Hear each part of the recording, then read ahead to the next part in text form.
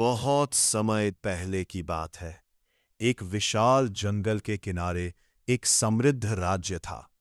उस राज्य के राजा का नाम वीरेंद्र था। राजा वीरेंद्र बहुत बहादुर, न्यायप्रिय और प्रकृति प्रेमी थे। उन्हें शिकार का शौक तो था, लेकिन वे केवल जरूरत पड़ने पर ही जंगल जाते थे। एक दिन राजा अपने सैनिकों के साथ शिकार पर निकले। घने जंगल में घूमते घूमते वे अपने साथियों से अलग हो गए। चारों तरफ सन्नाटा था। बस पेड़ों की सरसराहट और पक्षियों की आवाजें सुनाई दे रही थी। तभी अचानक झाड़ियों में हलचल हुई। राजा ने अपनी तलवार कसकर पकड़ी, लेकिन जैसे ही उन्होंने ध्यान से देखा, वहां एक घायल बाघ पड़ा था। बाघ के पैर में गहरा कांटा चुभा हुआ था और वो दर्द से कराह रहा था। राजा ने सोचा, अगर मैं इसे छोड़ दूं तो ये मर जाएगा, और अगर पास जाऊं तो ये मुझे नुकसान पहुंचा सकता है। लेकिन उनका दिल दया से भर गया। धीरे धीरे वे बाघ के पास गए। बाघ ने उन्हें देखा, लेकिन उसमें लड़ने की ताकत नहीं थी।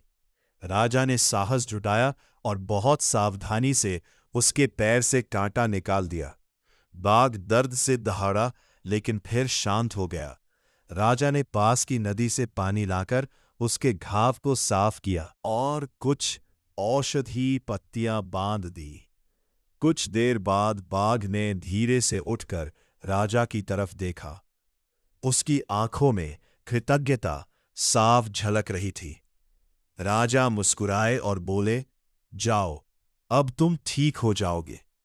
बाघ जंगल में चला गया और राजा किसी तरह अपने राज्य लौट आए। लेकिन उस दिन के बाद कुछ अजीब होने लगा। जब भी राजा अकेले जंगल की ओर जाते, वही बाघ दूर से उनका पीछा करता, जैसे उनकी रक्षा कर रहा हो। धीरे धीरे राजा समझ गए कि यह वही बाघ है जिसकी उन्होंने मदद की थी। एक दिन राजा ने कहा, अगर तुम मेरे दोस्त बनना चाहते हो तो पास आओ। बाघ धीरे धीरे उनके पास आया और शांत बैठ गया। उस दिन से राजा और बाघ के बीच एक अनोखी दोस्ती शुरू हो गई। राजा जब भी जंगल आते, बाघ उनके साथ चलता। वे दोनों नदी किनारे बैठते, पेड़ों के नीचे आराम करते। राजा उससे बातें करते और बाघ जैसे सब समझता हो। एक बार राज्य पर पड़ोसी राज्य ने हमला कर दिया। युद्ध के दौरान राजा घायल हो गए और जंगल की ओर भागना पड़ा। दुश्मन सैनिक उनका पीछा कर रहे थे। तभी अचानक जंगल से वही बाघ निकला। उसने जोरदार दहाड़ लगाई और दुश्मन सैनिक डरकर भाग गए। बाघ ने राजा को सुरक्षित स्थान तक पहुंचाया। राजा की जान बच गई। कुछ दिनों बाद जब राजा ठीक हो गए, उन्होंने पूरे राज्य में घोषणा करवाई कि जंगल के सभी जानवर सुरक्षित हैं और कोई भी उनका शिकार नहीं करेगा। राजा ने कहा, जिसने मुझे जीवन दिया वह मेरा मित्र है और उसके घर को मैं कभी नुकसान नहीं पहुंचने दूंगा। समय बीतता गया।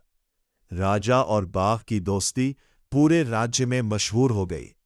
लोग कहते थे कि सच्ची दोस्ती जाति, भाषा या रूप नहीं देखती, वह दिल से होती है। और इस तरह एक इंसान और एक बाघ की अनोखी दोस्ती की कहानी हमेशा के लिए अमर हो गई।